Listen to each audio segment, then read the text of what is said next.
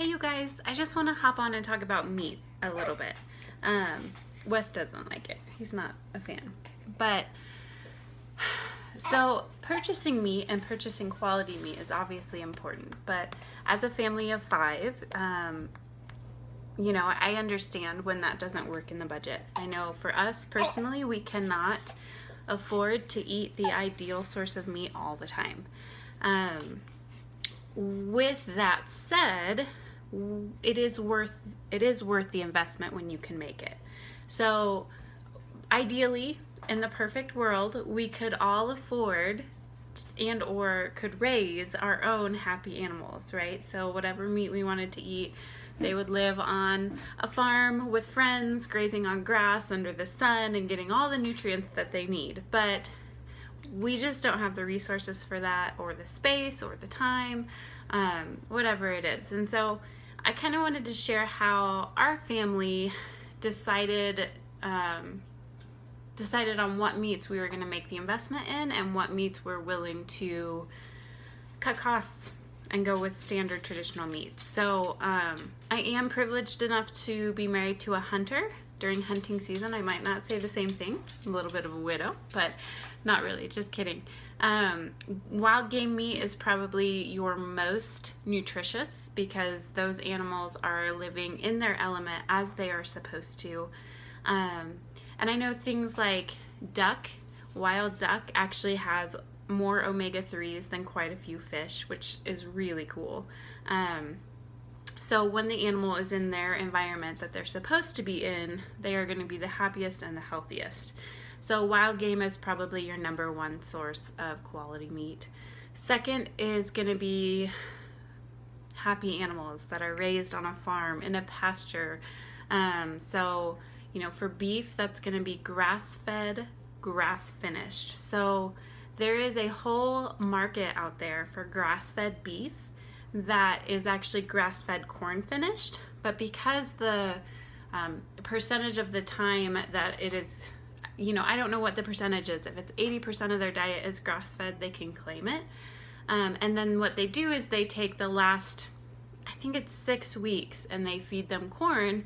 And what that does is it helps beef them up. It helps add fat to their bodies, and it gives them more of that marble meat. So they're actually grass-fed corn finished, but it will be marketed and packaged as grass-fed beef, not grass-fed corn finished.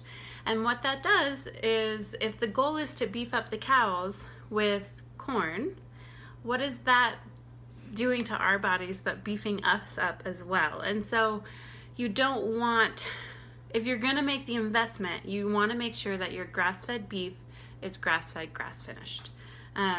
It's worth the research because there's no reason to spend your money on grass-fed corn finished because you're not going to get the good saturated fat. When you do corn finished beef, that is when you get the saturated fat that is going to clog your arteries. That is the fat that they tested years ago when they were like, red meat is bad for you. Well, red meat is bad for you when you feed them corn and GMO corn.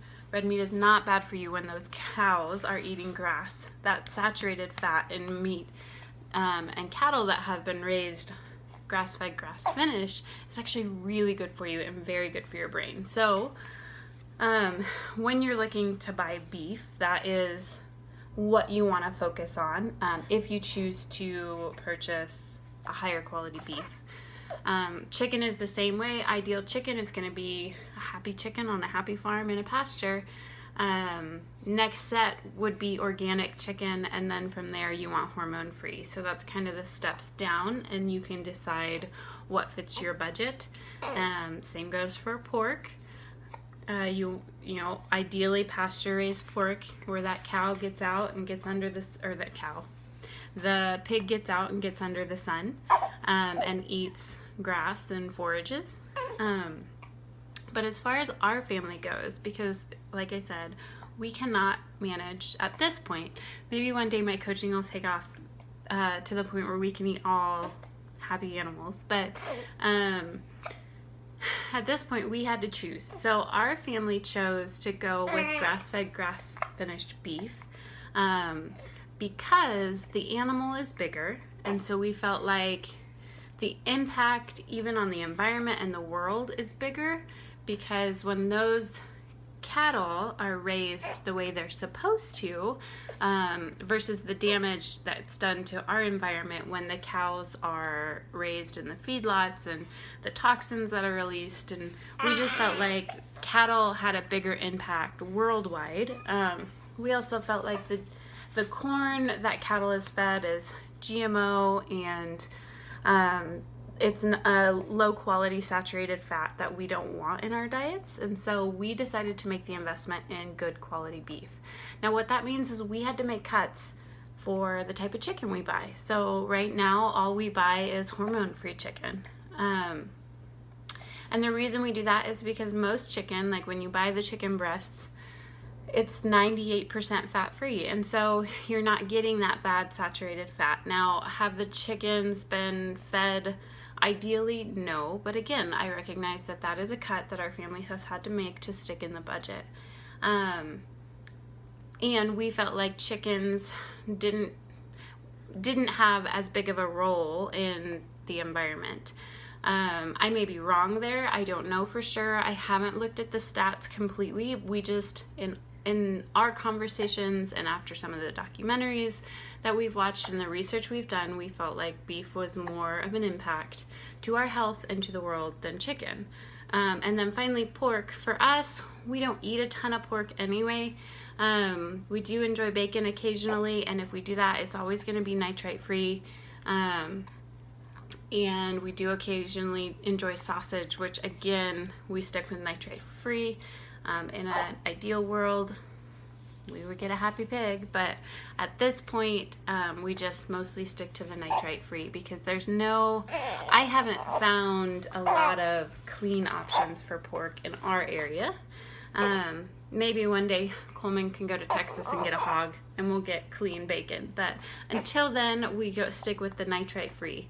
And you want to look for, especially if you're working with like sausage or bacon, you want to make sure that your added ingredients are ingredients that you recognize and not a bunch of chemicals.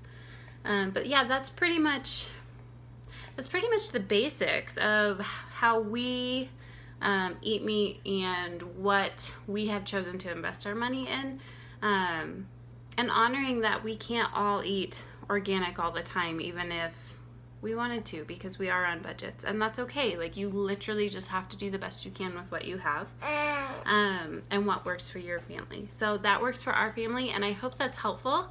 I share that not as a, this is the right way, this is the only way, but more as a, this is how we thought through it, and hopefully it will start triggering thoughts for you or questions, and maybe you'll start to do your own research on it. So anyway, gotta make this guy happy. Hope you guys have a great night.